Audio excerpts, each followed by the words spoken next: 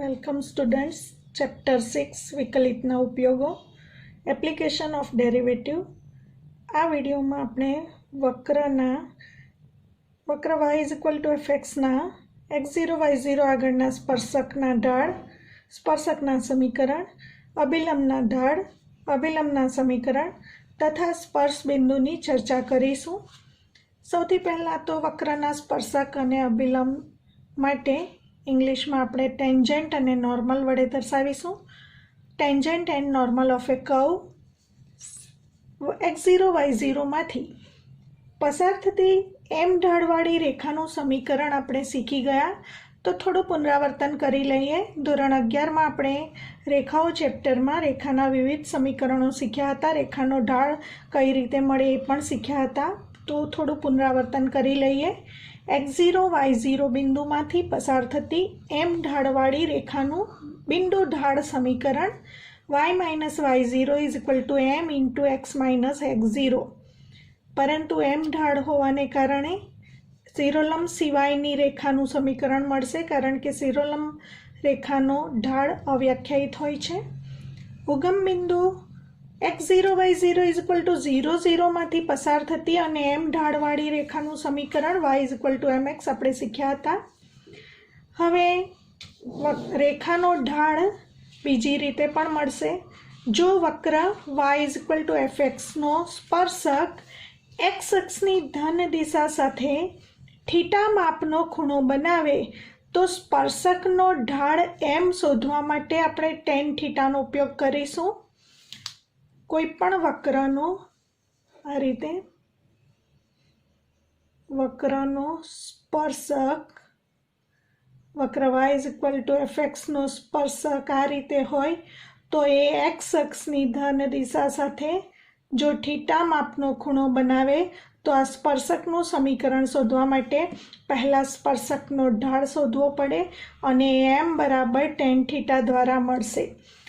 बीजू आपणे शीख्या हता कि बे परस्पर लंब रेखाओना ढाळ अनुक्रमे m1 अने m2 होय तो बंनेना ढाळनो गुणाकार -1 थाय। परंतु शिरोलंब न होय तेवी परस्पर बे लंब रेखाओ, कारण के शिरोलंब रेखानो ढाळ अव्याख्यायित होय छे। माटे जो बंने रेखाओना ढाळनो गुणाकार -1 होय तो बंने रेखाओ परस्पर लंब रेखाओ कहेवाशे। ए ज प्रमाणे बे परस्पर समांतर रेखाओना ढाळ अनुक्रमे m1 अने m2 होय तो बंनेना ढाळ समान थशे m1 इक्वल टू m2। ढाळ व्याख्यायित होवाने कारणे આપણે शिरोलंब सिवायनी रेखाओ लईशुं। અહીં तो बे परस्पर समांतर रेखाओना ढाळ समान होय छे। समक्षितिज रेखानो ढाळ शून्य होय छे। समक्षितिज रेखा एक्स अक्षने समांतर रेखा होय छे। आ रीते एक्स अक्ष वाय अक्ष उगम बिंदु समक्षितिज रेखा हमेशा एक्स अक्षने समांतर होय छे, माटे समक्षितिज रेखानो ढाळ शून्य होय छे अने शिरोलंब रेखा हमेशा वाय अक्षने समांतर होय छे तथा शिरोलंब रेखानो ढाळ अव्याख्यायित होवाने कारणे एक्स अक्षने समांतर रेखानी वात करीए तो एक्स अक्षने समांतर रेखा हमेशा समक्षितिज होय अने एनो ढाळ शून्य होय। माटे आपणे एवुं पण कही शकीए एक्स अक्षने समांतर रेखानो ढाळ 0 छे। अथवा आपणे एवुं पण कही शकीए के वाय अक्षने लंब रेखा ए पण समक्षितिज कहेवाय, माटे वाय अक्षने लंब रेखानो ढाळ पण 0 छे। हवे समांतरनी बात करिए तो वाय अक्षने समांतर रेखा हमेशा शिरोलंब हशे, माटे वाय अक्षने समांतर रेखानो ढाळ अव्याख्यायित थशे। वाय अक्षने समांतर रेखानो ढाळ अव्याख्यायित थशे। परंतु वाय अक्षने समांतर रेखानी बात करीशुं तो वाय अक्षने लंब रेखानी बात करीशुं तो ए रेखा समक्षितिज होवाने कारणे एनो ढाळ शून्य मळशे। तो माटे वाय अक्षने लंब रेखानो ढाळ शून्य अने वाय अक्षने समांतर रेखानो ढाळ अव्याख्यायित तथा एक्स अक्षने लंब रेखानो ढाळ अव्याख्यायित मळशे।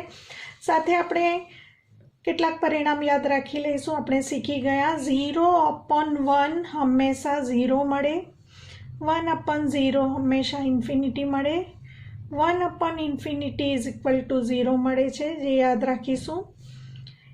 એક નોટ યાદ રાખી લઈશું। વિધેય અથવા વક્ર y = fx નો બિંદુ x0 y0 આગળનો વિકલિત જ તે બિંદુ x0 y0 આગળ સ્પર્શકનો ઢાળ દર્શાવે છે। મિત્રો, આની સમજ અગાઉના વિડીયોમાં આપણે મેળવી છે કે વક્ર y = fx નો બિંદુ x0 y0 આગળનો વિકલિત એટલે dy/dx at x0 y0 એ આપણને સ્પર્શકનો ઢાળ મળશે। તો આપણે એવું કહી શકીશું, સ્પર્શકનો ઢાળ મેળવવા માટે વક્ર y = fx નું x સાપેક્ષ વિકલન કરીને dy/dx x0 y0 બિંદુ આગળ મેળવીશું, જે આપણને સ્પર્શકનો ઢાળ મળશે। તો હવે આપણે સ્પર્શકનો ઢાળ, અભિલંબનો ઢાળ, સ્પર્શકનું સમીકરણ, અભિલંબનું સમીકરણ અને સ્પર્શ બિંદુના યામની ચર્ચા કરીશું। વક્ર y = fx ના x0 y0 બિંદુ આગળના સ્પર્શકના સમીકરણની ચર્ચા કરીએ તો પહેલાં સ્પર્શકના ઢાળની વાત કરીશું। મિત્રો, ધારો કે આ પ્રમાણે વક્ર y = fx છે અને p x0 y0 વક્ર પરનું બિંદુ છે, તેમાંથી આપણે સ્પર્શક આ રીતે રેખા L1 સ્પર્શક છે અને p x0 y0 એ સ્પર્શ બિંદુ છે। તો બિંદુ x0 y0 માંથી વક્રને સ્પર્શક દોરેલો છે। તો સૌથી પહેલાં આ સ્પર્શકનું સમીકરણ મેળવવા માટે આપણને બિંદુ અને ઢાળની જરૂર પડે, બિંદુ ઢાળ સમીકરણનો ઉપયોગ કરવા માટે। તો બિંદુ તો આપેલું જ છે, માટે ઢાળની જરૂરિયાત પડશે। તો સ્પર્શકનો ઢાળ હમણાં જ આપણે વાત કરી કે સ્પર્શકનો ઢાળ એટલે dy/dx। તો માટે વક્ર y = fx ના બિંદુ x0 y0 આગળના સ્પર્શકનો ઢાળ એટલે કે dy/dx at x0 y0 પણ કહી શકાય, અથવા fx પરથી f'(x0) કારણ કે આ બિંદુ આગળ છે માટે f'(x) ને બદલે f'(x0) પણ કહી શકાય, અથવા એને m વડે દર્શાવીએ, અથવા એને બીજી રીતે લખવાની પદ્ધતિ dy/dx at એટલે આડી લીટી કરીને સ્પર્શ બિંદુ x0 y0। તો આ રીતે પણ લખી શકાય, આ રીતે પણ લખી શકાય, અથવા m વડે દર્શાવી શકાય, અથવા f'(x0) વડે દર્શાવી શકાય। એના પરથી અભિલંબનો ઢાળ વ્યાખ્યાયિત કર્યો છે, એની ચર્ચા પછી કરીએ। પહેલા સ્પર્શકના સમીકરણની ચર્ચા કરીએ તો વક્ર y = fx ના x0 y0 બિંદુ આગળના હવે આપણને ઢાળ મળી ગયો f'(x0). તો m = f'(x0) ઢાળવાળા સ્પર્શકનું સમીકરણ બિંદુ ઢાળ સમીકરણ પ્રમાણે y - y0 = m × x - x0 માટે y - y0 = m ની વેલ્યુ f'(x0) મૂકીશું × x - x0 મળે, અથવા y - y0 = f'(x0) ને બદલે આપણે આ પણ લખી શકીએ dy/dx at x0 y0। તો આપણને સ્પર્શકનું સમીકરણ મળશે y - y0 = f'(x0) ને બદલે આપણે લખીશું dy/dx at x0 y0 × x - x0। હવે મિત્રો આપણે વક્ર y = fx ના x0 y0 બિંદુ આગળના અભિલંબના સમીકરણની વાત કરીશું।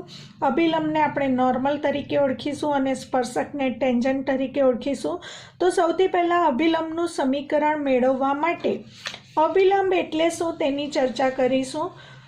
અહીં આકૃતિમાં વક્ર y = fx નો બિંદુ x0 y0 માંથી પસાર થતો સ્પર્શક રેખા L1 છે।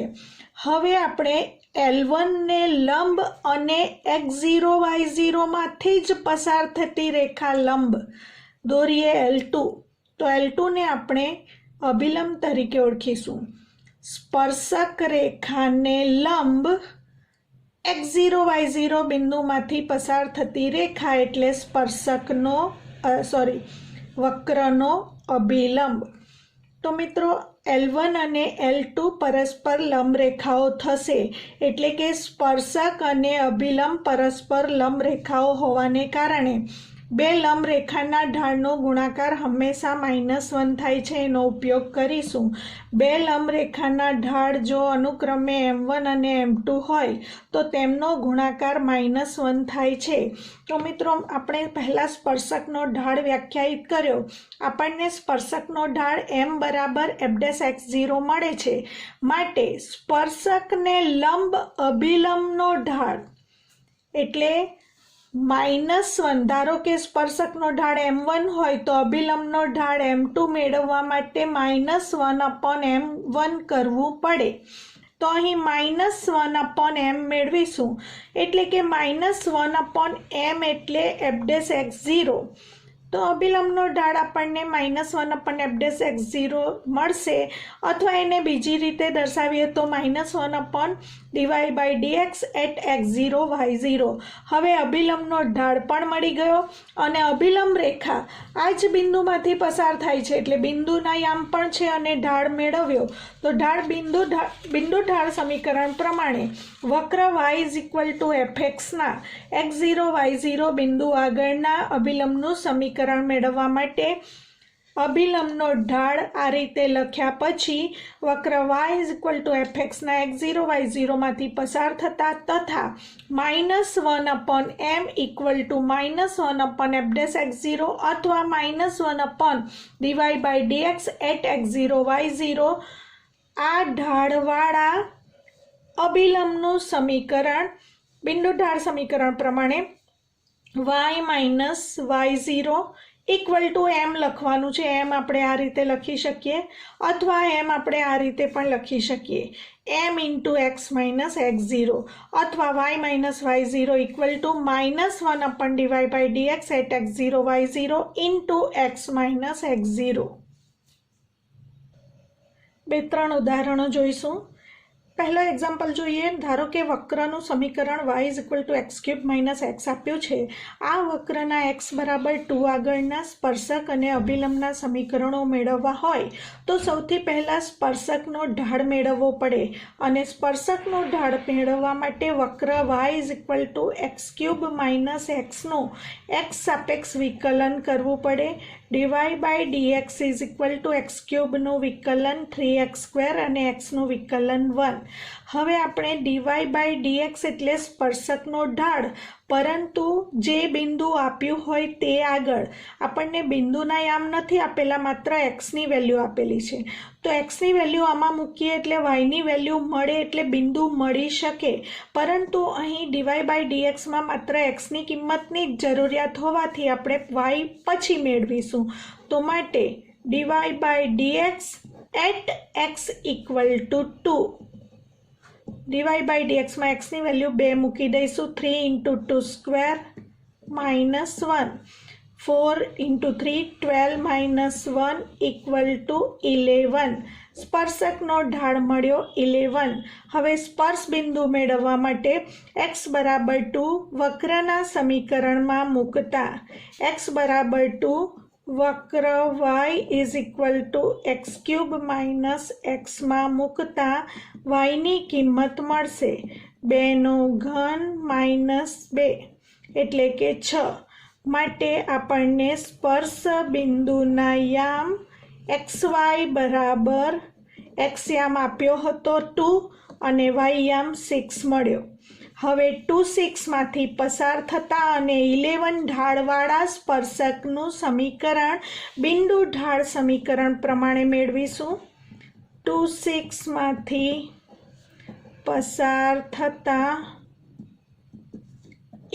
m = 11 ઢાળવાળા સ્પર્શકનું સમીકરણ બિંદુ ઢાળ સમીકરણ પ્રમાણે y - y1 એટલે 6, m એટલે 11 × x - x1 એટલે 2। માટે y - 6 = 11x - 22। માટે 11x, y ને આ તરફ લઈશું -y, 6 ને આ તરફ લઈશું તો -22 + 6 માટે -16 મળશે = 0। આ મળ્યું સ્પર્શકનું સમીકરણ। હવે આપણે અભિલંબનું સમીકરણ મેળવવા માટે પ્રથમ અભિલંબનો ઢાળ મેળવીશું. અભિલંબનો ઢાળ બરાબર અભિલંબના ઢાળને m1 વડે દર્શાવીશું. એ સ્પર્શકના ઢાળના વિરોધીનો વ્યસ્ત થાય. સ્પર્શકનો ઢાળ m છે માટે -1/m = -1/11. અને સ્પર્શ બિંદુ આપણે જે મેળવ્યું છે એ જ અભિલંબ માટે પણ સ્પર્શ બિંદુ થશે, કારણ કે 2,6માંથી સ્પર્શક પણ પસાર થશે અને 2,6માંથી અભિલંબ પણ પસાર થશે. 2,6માંથી પસાર થતા m1 = -1/11 ઢાળવાળા અભિલંબનું સમીકરણ. ફરીથી બિંદુ ઢાળ સમીકરણ પ્રમાણે y - y1 એટલે 6 = m1 એટલે -1/11 × x - 2. લસા લઈશું. 11 આ બાજુ ગુણાશે. 11y - 11 × 6 66 = -x -2. સાદું રૂપ આપીશું. -x આ તરફ આવે તો x + 11y. 2 ને આ બાજુ લઈશું તો -66 - 2 એટલે -68 = 0. આપણને આ રીતે સ્પર્શક અને અભિલંબના સમીકરણ મળશે.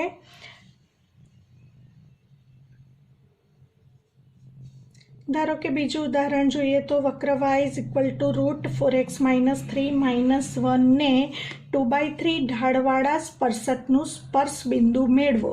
સ્પર્શ બિંદુના યામ મેળવવાના છે તો પહેલા સ્પર્શ બિંદુ ધારી લઈશું. ધારો કે વક્ર y = √4x - 3 - 1નું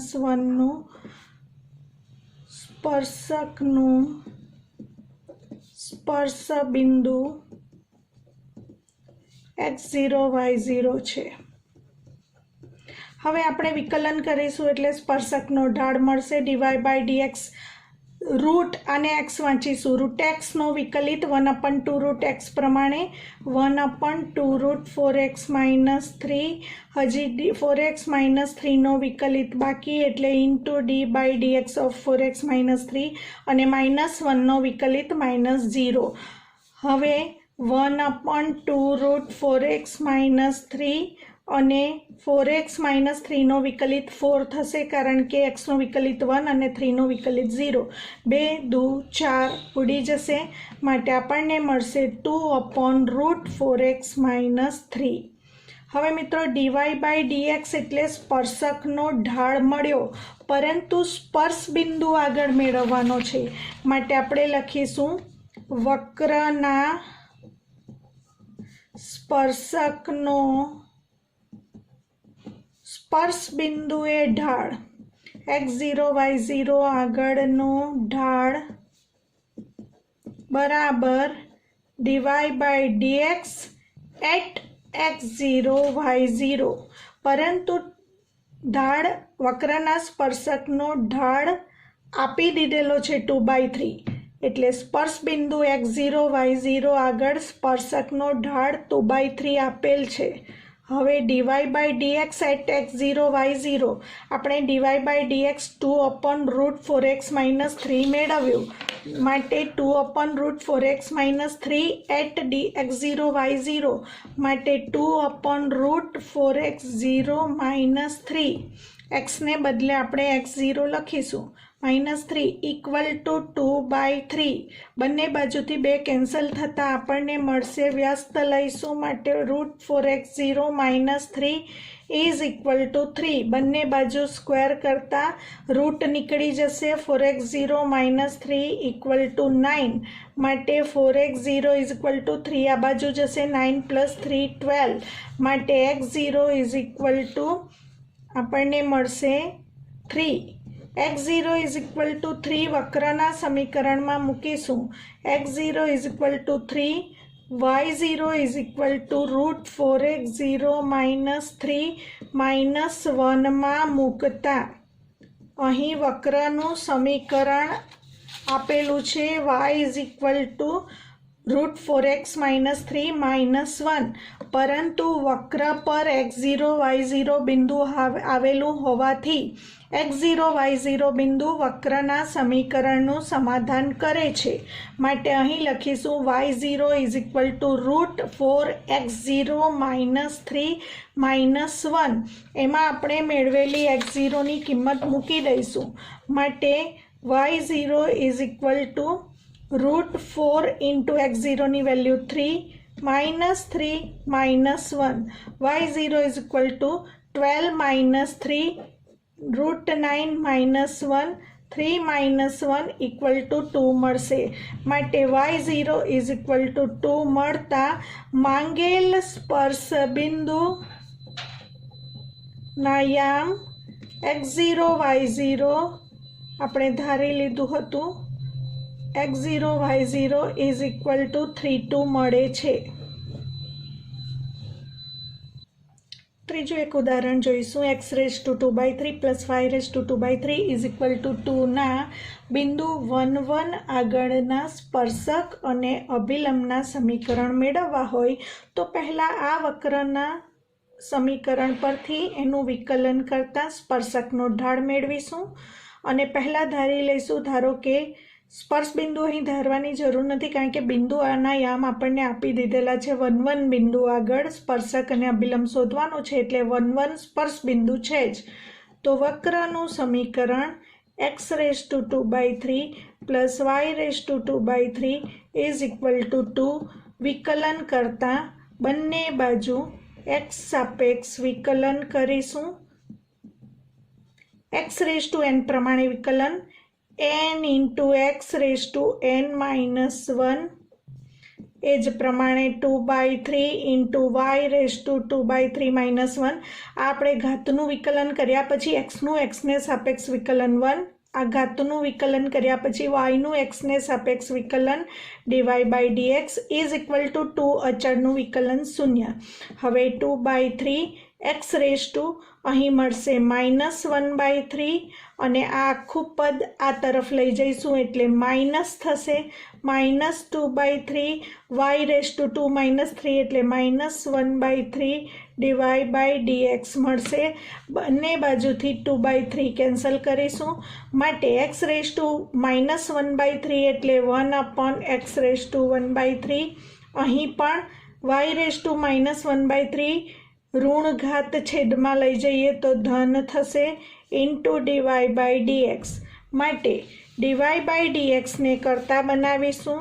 dy/dx = માઇનસ અને y⁻1/3 ઉપર જશે, છેદમાં x⁻1/3 એટલે y/x આખાનો 1/3 ઘાત. હવે આપણને કહ્યું છે કે 1 1 બિંદુ આગળ સ્પર્શકનું સમીકરણ મેળવવાનું છે. માટે સ્પર્શકનો ઢાળ dy/dx at 1 1 મૂકીશું તો -1/1/3 મળશે -1. હવે મિત્રો સ્પર્શકના ઢાળ મળી ગયા પછી સ્પર્શ બિંદુ 1 1 આપેલું જ છે. સ્પર્શકના ઢાળ પરથી અભિલંબનો ઢાળ મેળવીશું. અભિલંબનો ઢાળ એટલે સ્પર્શક અને અભિલંબ પરસ્પર લંબ હોવાથી આ જે ઢાળ આવ્યો હોય એના વિરોધીનો વ્યસ્ત લખો અથવા તો -1/છેદમાં આ ઢાળ લખો એટલે આપણને મળશે અભિલંબનો ઢાળ. આ સ્પર્શકનો ઢાળ, આ અભિલંબનો ઢાળ અને સ્પર્શ બિંદુ 1 1 આપેલું જ છે. માટે 1 1 માંથી પસાર થતા -1 ઢાળવાળા સ્પર્શકનું સમીકરણ બિંદુ ઢાળ સમીકરણ પ્રમાણે y-y1 એટલે 1 = m એટલે -1 × x-x1 એટલે 1.